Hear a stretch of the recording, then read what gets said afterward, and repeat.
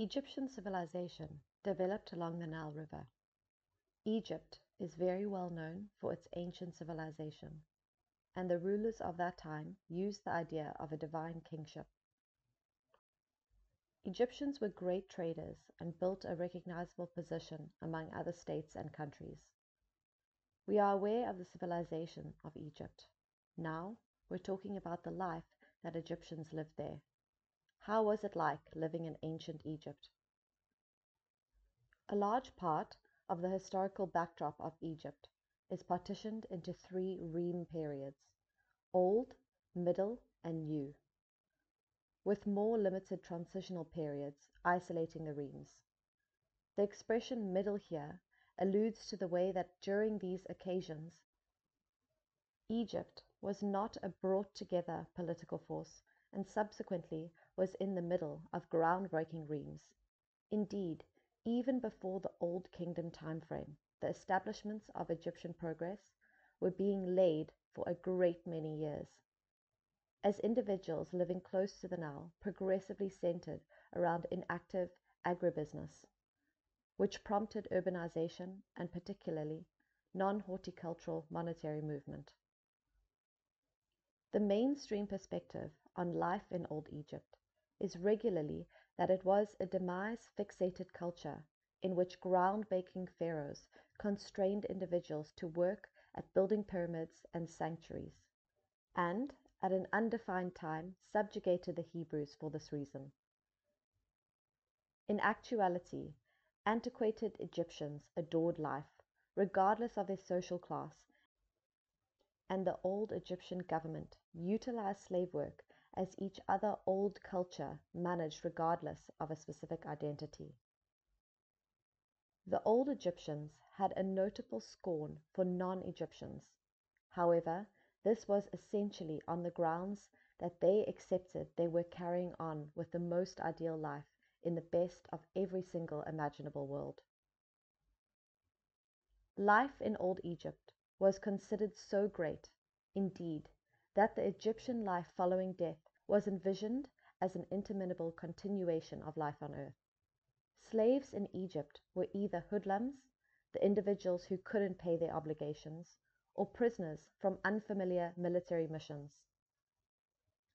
These individuals were considered to have relinquished their opportunities either by their individual decisions or by military success, as had to preserve through a nature of presence far underneath that of free Egyptians.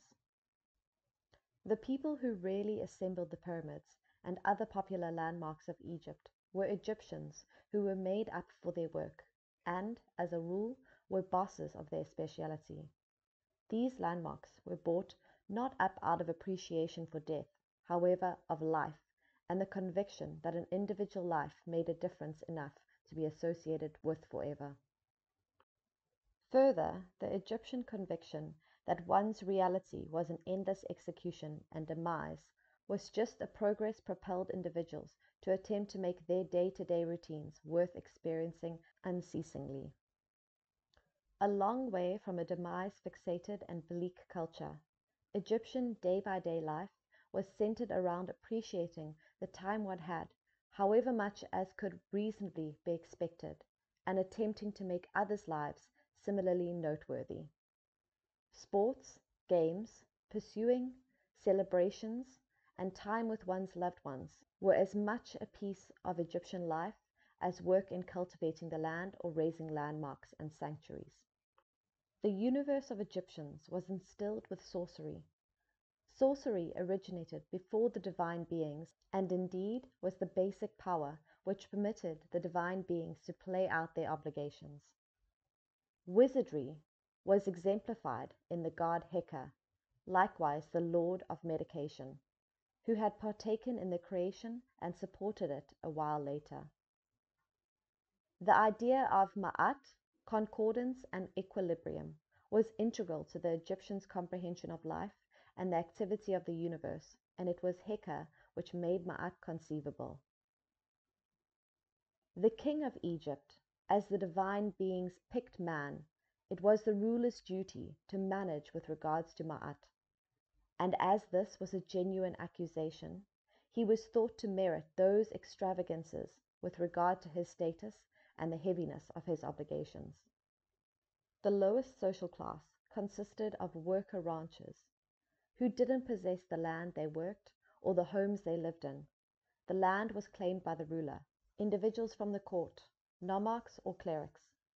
A typical expression of the laborers to begin the day was, "Let us work for the honorable." The laborers were practically all ranchers, regardless of what other exchange they developed. They planted and gathered their harvests, gave a large portion of it to the land proprietor, and saved some for themselves. Most had private nurseries, which ladies tended while the men went out to help in the fields. Up until the hour of the Persian intrusion of 525 BCE, the Egyptian economy worked on the trade framework and depended on agribusiness. The financial unit of Old Egypt was the deben, which, as per history specialist James C. The workers likewise made up the workforce which assembled the pyramids and different landmarks in Egypt. At the point when the Nile River overflowed its banks, cultivating became inconceivable, and the people would go to chip away at the ruler's tasks. Everything in their lives which appeared to be lost at death was returned in the hereafter. Their accentuation in each part of their lives was to make an everyday routine worth experiencing forever. Most likely, numerous people regularly fizzled at this. However, the ideal was one worth taking a stab at, and permeated the day-by-day lives of the old Egyptians with a significance and reason which injected and enlivened their amazing society.